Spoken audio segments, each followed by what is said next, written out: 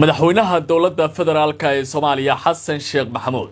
iyo ra'iisul wasaare Xamse Cabdi Barre ayaa dib u qaabeynaya golaha xukuumadda iyadoo la filayo isbedel in lagu sameeyo qaar ka mid ah golaha wasiirada ee dowladda federaalka ee Soomaaliya waxaa dib loo qiimeyn doonaa kartida golaha wasiirada ay u leeyihiin shaqooyinka ay hayaan xilligan oo ay Soomaaliya ku jirto marxalad xasaasi ah oo taabanaysa gobonnimadeeda madax banaanideeda iyo wadajirkeeda dhuleedba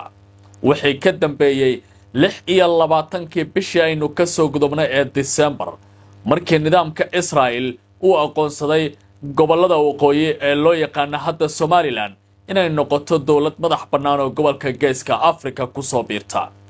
arrintani waxay u cuntami weysay qaar ka mid ah wadamada waaweyn ee adduunka iyo kuwa gobolka Geeska Afrikaba laakiin waxaa jira dawlado wali aamusan oo aan arrintaasi wax jawaaba ka bixin haddaba golaha wasiirada ayaa la eegi doonaa kartidooda shaqada ay u leeyihiin galaangalka iyo waliba isu keenida Soomaalida iyo waliba miisaankooda dhinaca diblomaasiyadda oo ay qayb kaga qaadan karaan difaaca qarannimada ee Soomaaliya maalmihii la soo dhaafay qaar ka mid ah aqoonyahanka Soomaalida ayaa ku doodayay in loo baahan yahay isbedel xukuumadeed oo dhaca arrintan ayaa iminka lagu soo warramaya cadaadis dowladda federaalka ee Soomaaliya ay soo food saaray dartii in la doonayo isbedel in lagu sameeyo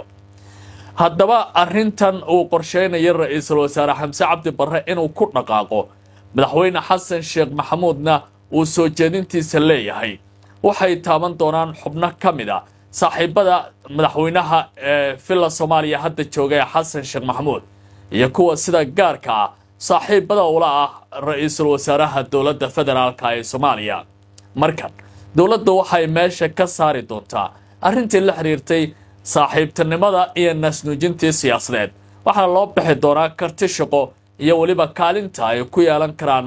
arrintan xasaasiga ee hadda taagan macadda wasiirada la beldeli doono laakiin meelaha sida gaarka loo filayo waxaa ka mid noqon doona wasaaradda amuraha dibadda oo iminka wararka soo baxaya ay tilmaamayaan in madaxweyne Xasan Sheekh Maxamuud uu yahay meelaha sida gaarka ah uu indhaha ugu hayo dowladda Soomaaliya ayaa markan eegi doonta casharo ay ka qaadatay qaar ka mid ah wadamada deriska tusaale wadanka Kenya madaxweynihii hore ee wadanka Kenya Uhuru Kenyatta iyo waliba madaxweynaha hadda talada jooga William Samoei Ruto labadaba markii ay talada wadanka qabsadeen xilliga ay ka tirsanayeen xisbiga Jubilee waxay wajahayeen eedo uga imaanaya maxkamadda dambiyada adduunka oo loo haystay dhacdooyinkii doorashooyinkii 2007 wadanka Kenya ka dhacay oo dad fara badan ay ku geeriyoodeen arrintaasi darteed si dowladdan Kenya ay uga dabaalato waxa ay samaysay in wasiirka amuraha dibadda ay u magacaaween Aamina Mohamed oo ahayd shakhsi sumcad ku dhaxlahay diblomaasiyadda wadanka Kenya waxaana kiiskaasi ay u qaadatay si xasaasi ah ugu dambeyntiina maxkamadda dambiyada adduunka waxa ay fasaxday oo ay cadeymo u weysay eedeymihii Kenyatta iyo waliba Ruto oo labadaba ahaa xilligaasi madaxweynaha iyo ku-xigeenkiisa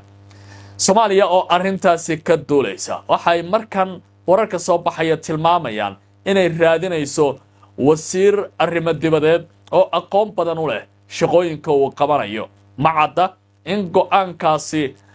isbedelka uu ka iman doono arrimaha saami qaybsiga 4.5 lagu soo xulay golaha wasiirada iyo markan Soomaaliya inay u bixi doonto arrin la xiriirta in golaha wasiirada qof iyo aqoontii markan dib loogu eego waxyaabaha sida kale indhaha lagu hayo waxaa ka mid ah diblomaasiyadda dhinaca kale isla wararka Soomaaliya haddii aan sii eego iyo dhacdooyinka cusub ee hadda soo baxaya dowladaha Turkiga Qatar iyo Sacuudiga iyo waliba wadanka Masar waxa ay cadaadiskii ugu xooganaa ku hayaan dowladda federaalka ee Soomaaliya gaar ahaan madaxweyne Xasan Sheekh Maxamuud dowladahan waxa ay doonayaan in hoos loo dhigo xiriirka diblomaasiyadeed ee Imaaraadka iyo waliba Muqdisho u dhaxeeya arrintani waxay daba socotaa tallaabadii dowladda sharciga ee caalamku aqoonsan yahay ee Yemen ay ku dhaqaaqeen ana sidoo kale tallaabadaasi la filayaa in ay qaado ama ay ku dhawaaqaan dowladda sharciga ee caalamku aqoonsan yahay ee ka taagan waddanka Suudaan. haddii tallaabadan madaxweyne xasan sheekh maxamuud uu qaado waxa ay ka dhigan tahay in Soomaaliya ay u waacato xulafada Sacuudiga taas oo cadaadis xoog la saari doonta dowladda isutaga Imaaraadka Carabta. isla wararka geeska haddii aan sii eego iyo xogaha soo baxaya ila diblomaasiyadeed iyo kuwa amni oo la hadlay barnaamijka Barrow Show ayaa sheegay in aanu jirin aqoonsi dowladaha deriska ah ay siinayaan Somaliland ama gobolada waqooyi. arrintan ayaa waxay ka dambeysay markii saacadihii la soo dhaafay ay soo baxeen warar tilmaamaya in Itoobiya ay qorsheynayso inay dib u soo celiso is-afgaradkii bishii January ee sanadkii 2024 ay la gaartay Somaliland, taas oo dowladda Soomaaliya ay si weyn uga gilgilatay isla markaana Turkiga arrintan uu soo farageliyay oo xal loo helay kadib dagaal diblomaasiyadeed oo Addis Ababa iyo Muqdisho ku dhaxmaray fagaarayaasha caalamka Itoobiyana looga adkaaday. mar kale ayaa arrintan qaar ka mid ah dadka taxliiliya siyaasadda iyo diblomaasiyadda gobolku ay tilmaameen inay soo baxeen oo ay Itoobiya doonayso arrintan inay ku dhaqaaqdo kadib saacado badan oo aamusnaana oo ay Addis Ababa wax go'aan ka qaadan tillaabooyinka Israa'iil ee qaaday aqoonsiga gobolada waqooyi ama Somaliland. hadda wararka aynu helayna waxay tilmaamayaan in aanay jirin tillaabadaas in Itoobiya ay ku dhaqaaqi karayso marka laga qiimeeyo wararka sirdoon iyo kuwa diblomaasiyadeed ee la helayo isla markaana lagu akhriyo waaqica dhabta ah oo ay Itoobiya hadda wajahayso. gobolka Tigray oo dad fara badan ay gaajiye macluul u dhimanayaan, TPLF iyo dowladda Itoobiyana is hayaan, jabhadaha Faana iyo Ola oo axmaarada iyo ka kala socda Oromadu waxa ay mid walba doonaysaa in ay gooni u goosato oo ay noqoto jamhuuriyad ka madax bannaan Itoobiya marka xaaladda ku jirta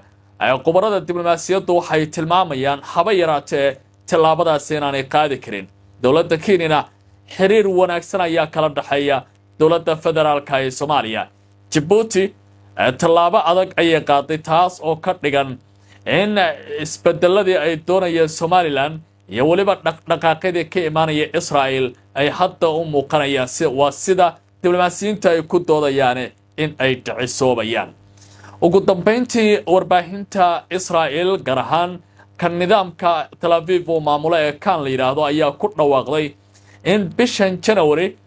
madaxweynaha Somaliland Cabdiraxmaan Cirro la qorsheynayo booqasho rasmi ah inuu ku tago Israa'iil, halkaasi oo si weyn ugu soo dhaweyn doono ra'iisul wasaare Benjamin Netanyahu. xilli xiisadda gobolku ay culus tahay isla markaana dowladaha waaweyn ee adduunka haddii ay noqon lahaayeen Faransiiska, Ingiriiska, Mareykanka iyo Shiinaha iyo sidoo kale Ruushku iyo 27 waddan oo kale ay ka soo horjeesteen tallaabada Israa'iil, haddana lama yaqaano gobolkan geediga rasmiga uu aadi doono. laakiin qubaradu waxay leeyihiin wax kasta waxay ku xiran yihiin tillaabooyinka dowladda federaalka ah ee Soomaaliya.